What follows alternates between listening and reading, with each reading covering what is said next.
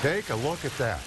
You could hear the storms rumbling through earlier today, and now we're getting some more. Although Dave tells me it hasn't rained at my house. Yeah, your house specifically. Just depressed me. I My think lawn is dying. you're going to get wet though walking out the door. We got the rain showers falling downtown this evening. Very well needed rain across most of the area. And if you didn't get rain today, you're still got a couple of chances coming your way overnight tonight and tomorrow as well. That's the good news. Taking a live look at Viper radar this evening. Still have a couple of spots of a little bit of a concern. We've got some heavier thunderstorms across parts of far eastern Bastrop and western Fayette County, that is, just off towards the west of LaGrange. You can see the cell that's moving just north of Smithville near Pin Oak right now. That's where we've got the heaviest of this cell. It has had a history of producing some gusty winds. We could see winds in excess of 50 miles an hour on the outer edge of this near Pin Oak at this time. So if you are in far eastern Bastrop County, just take warning that this cell is moving your way. We may even see this cell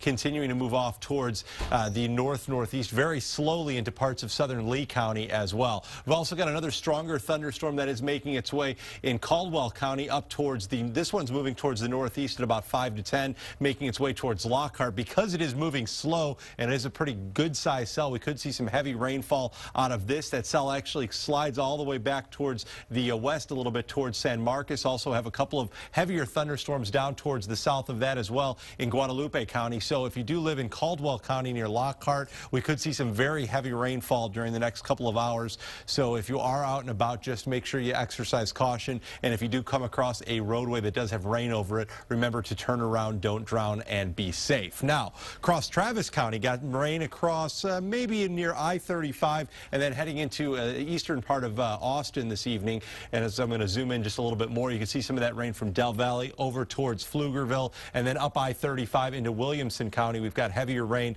near Round Rock as well. And then starting to head off towards the west just a little bit towards Cedar Park. We've got some of that rain starting to taper off just a bit in Williamson County. Also near Sun City and Leander, we've got some heavier thunderstorms, and we actually do have an urban and small stream flood advisory because much of Williamson County did see 1 to 2 inches of rain earlier today, and that's before all of this heavier stuff starting to fall. So we could see upwards of possibly 3 to 4 inches by the time all of this is done for a one-day total. Now, outside this evening, we are continuing to see the rain falling downtown, which is making for a nice view off towards the south. The rainfall totals so far today have occurred more than an inch so far here in the city, about 2/5 of an inch out at the airport. But again, we haven't gotten those totals in yet from the last hour. And when we do, I expect those numbers to continue to climb, because as we're looking off towards the south right now, you can't see more than about 50 feet off of this tower camera. So we've got some heavier rain in south part of downtown as well, and much cooler temperatures. Most of the readings this evening very comfortable in the upper 70s, a few low 80s off towards the east where it hasn't rained yet.